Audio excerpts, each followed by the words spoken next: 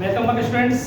बच्चों आज हम लोग क्लास 10 में पाइथागोरस प्रमेय जो कि बोर्ड एग्जाम के लिए बहुत इंपॉर्टेंट है, इसको हम लोग देखेंगे, सीखेंगे इसको कैसे करना है। इसका स्टेटमेंट बच्चों क्या होता है, किसी समकोण त्रिभुज में सबसे बड़ी भुजा का वर्ग शेष दोनों छोटी भुजाओं के वर्गों के योगफल के बराबर होता है। अर्थात अगर मैंने त्रिभुज ABC लिया है जिसमें कि कोण भी मेरा समकोण है, ये कोण मैंने क्या दे दिया 90 बता दिया है, तो कह रहा है सबसे बड़ी भुजा यानी इसके सामने वाली भुजा होगी सबसे बड़ी भुजा AC का स्क्वायर होगा शेष दोनों छोटी भुजाओं के वर्गों के, यानी AB और BC इनका वर्ग किया जोड़ दिए, यानी कि AC square equal AB square plus BC square. बच्चों यहाँ पे प्रूफ करना है, तो यहाँ देखिए सबसे पहले मैंने क्या किया, मुझे ABC बनाया जिसमें कोण B मैंने समकोण लिया है और यहाँ से B से AC पर एक लंब BD डाल दिया है। लिखा मैंने रचना BD लंब AC खींचा। इसके बाद उत्पत्ति में सबसे पहले बच्चों हम लोग देखेंगे कि इस त्रिभुज को ले लिया, त्रिभुज ADB लिया, मैंने आपको अलग से काट के दिखा दिया है ADB। इसके बाद मैंने पूरा त्रिभुज ले लिया ABC, आप देख रहे होंगे। इसके बाद आप इसमें दोनों में देखिए कि इसमें ये कोण 90 अंश है, ये कोण 90 अंश है, 90 डिग्री हो गया। इसमें ये दोनों कोण क्या है, वरिष्ठ है, तो मैंने लिखा त्रिभुज ADB व त्रिभुज ABC में कोण A बराबर कोण A, इसका भी कोण A, इसका भी कोण A, वरिष्ठ हो गया। इसमें तथा कोण ADB इसमें अगर समझाता बेटा क्लियर ना होता, इसलिए मैंने इनको अलग से दिखाया आपको। कोण ADB कोण ABC के बराबर है क्योंकि ये भी 90 अंश और ये भी 90 अंश है। बच्चों आप जानते हैं कि इन दो त्रिभुजों में अगर दो कोण समान होते हैं तो तीसरा कोण भी समान होता है।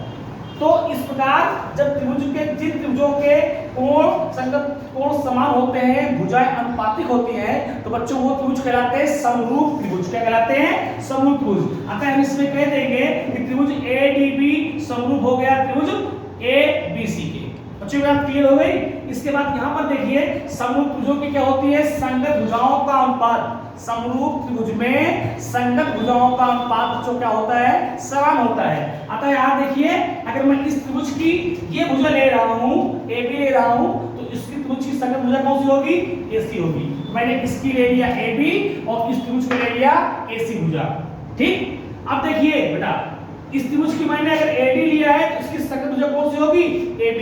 तो AB बच्चों देखिए AB यहाँ पर देखिएगा AB अपान AC इक्वल होगा AD अपान AB के। मैंने बच्चों इस पे किया है।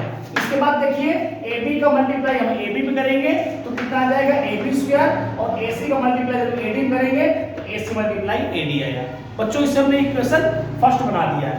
पुनः देखेंगे अब हमने क्या ले लिया, त्रिभुज CDB, मैंने इसको भी अलग से आपको दिखा दिया है काट के, CDB और त्रिभुज ABC में पूरा ले लिया। फिर पुनः देखिए ये दोनों कोण 90 अंश हैं, इसमें फिर से कोण C दोनों क्या है, वरिष्ठ हैं, और ये दोनों कोण कितने अंश है, 90 अंश है। तो ये दोनों कोण वरिष्ठ, ये दोनों कोण 90 अंश, तो इसका मतलब तीसरा कोण भी समान होगा।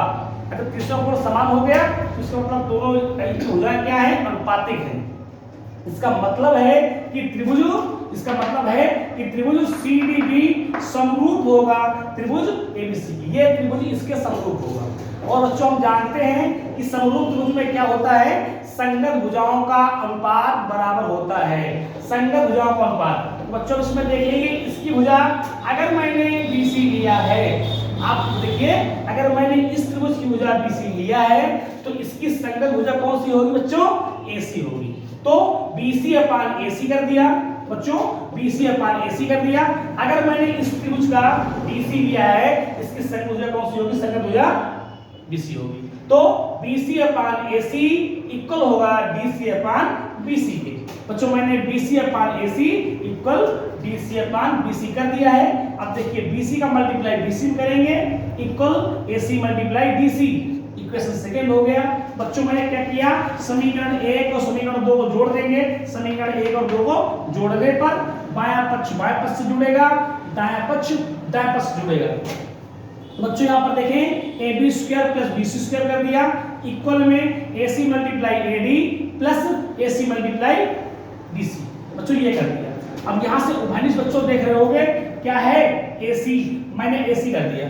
अब यहाँ बचा क्या, AD प्लस DC, ये हो गया।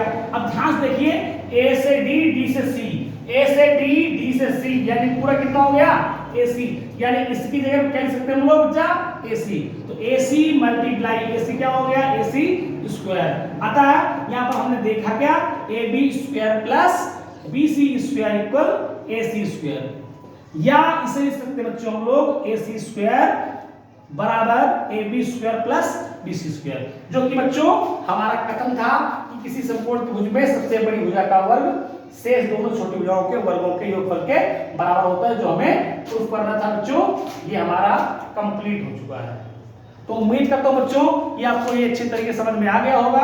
आप लोग इसको, अगर आपको समझ में आ गया है, इसको अपने फ्रेंड्स को शेयर कीजिए, उनसे बोलिए सब्सक्राइब कर लें, और इसमें आपको अगर अच्छा लगा हो तो कमेंट जरूर करें और बेल आइकन दबाएं। Thank you.